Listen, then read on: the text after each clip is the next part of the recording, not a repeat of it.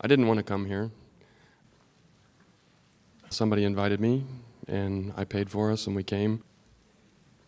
And I was very skeptical, and I didn't know anything about you.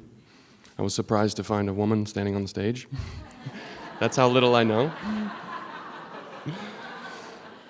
I have a pretty big vortex full of a lot of things that I'll stay general, but I'm very fulfilled professionally, and education is complete, but the one thing missing in my life is a family. And I've been firing millions of rockets looking for a family, and I think I found what I was looking for. And for several months, been working on this with a specific person, and everything was going fine. And then she has begun to perceive that I'm still firing rockets looking for family, maybe still with someone else, or that she believes that I'm still firing rockets, and she may have some reason to believe that because of what's been in my vortex. And I'm only using these words because I've heard them today for the first time. And using them accurately, which is unusual, to be this new to it and up to speed so fast. Yeah. Well, thank you for that. Well, we're complimenting ourselves. We're just really good.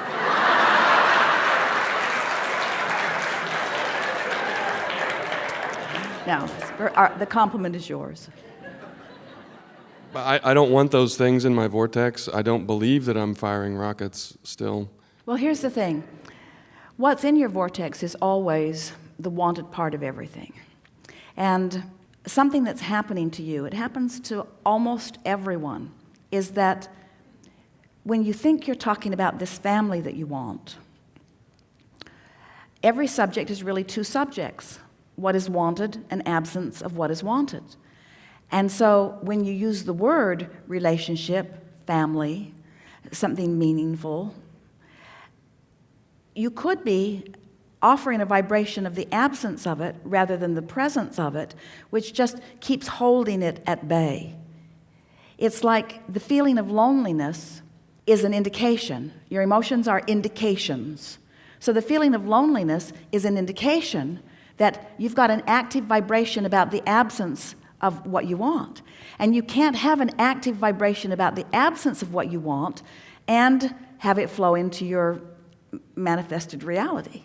You're holding it apart without even knowing you do it. People will say to us, Abraham, you say I create my own reality, and I don't believe that I do, because I wouldn't have created that because I don't want it.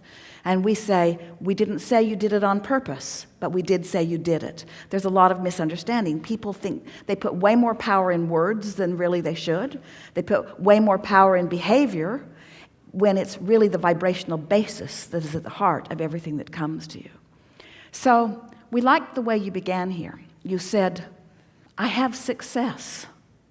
I have success with education. I have success financially. So we want to ask you to just feel the difference in the way you feel when you think about financial success or educational success, and the way you feel when you think about a relationship. Because in the one, you feel more confident, more sure, more satisfied, and the other you feel more wanting, more needing, more absence of it. You feel the difference?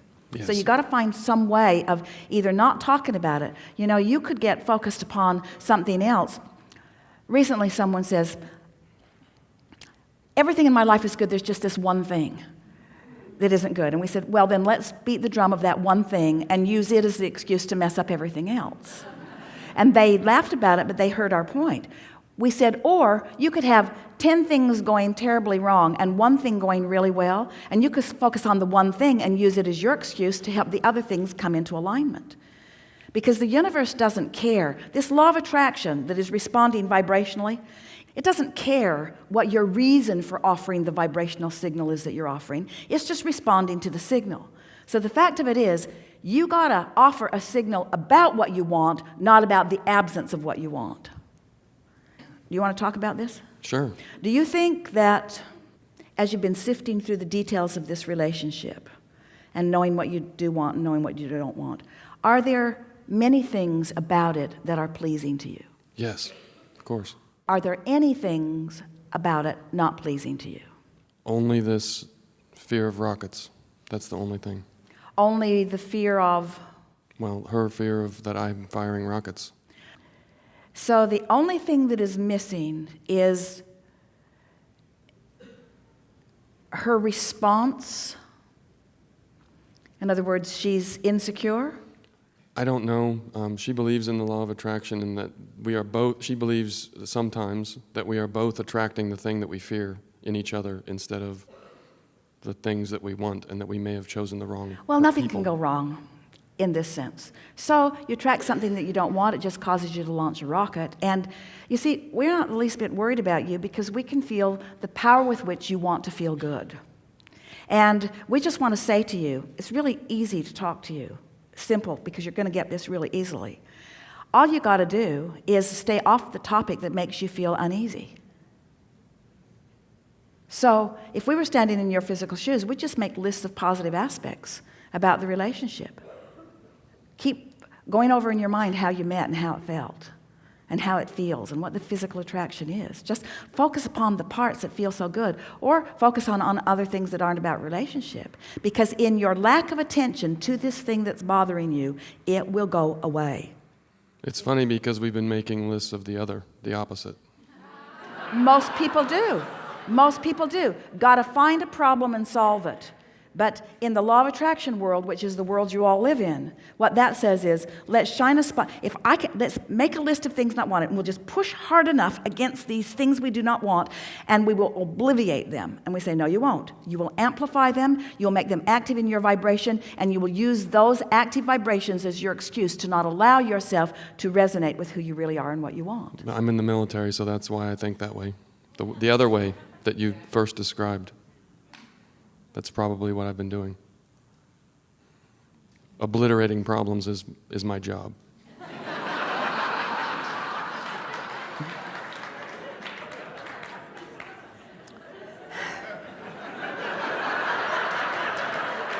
We love you very much, but you are failing. I know. The problems that you are attempting to obliterate are getting bigger and bigger and bigger and bolder and bigger and bolder and bigger and bolder. It does not work. It won't work in the world. It won't work with the army. It won't work in your personal world. It does not work. But you can stand right in the middle of a system that's oriented that way, and you can find your alignment anyway. Because when you go general, there is so much that you want that is right on target. You want a better functioning world. You want the majority of the people to live in peace and harmony. You want the children of the world to eat and feel secure. You want physical well-being.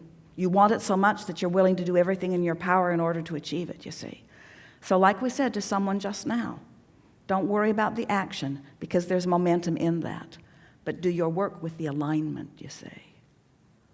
Thank you. We've enjoyed this interaction immensely.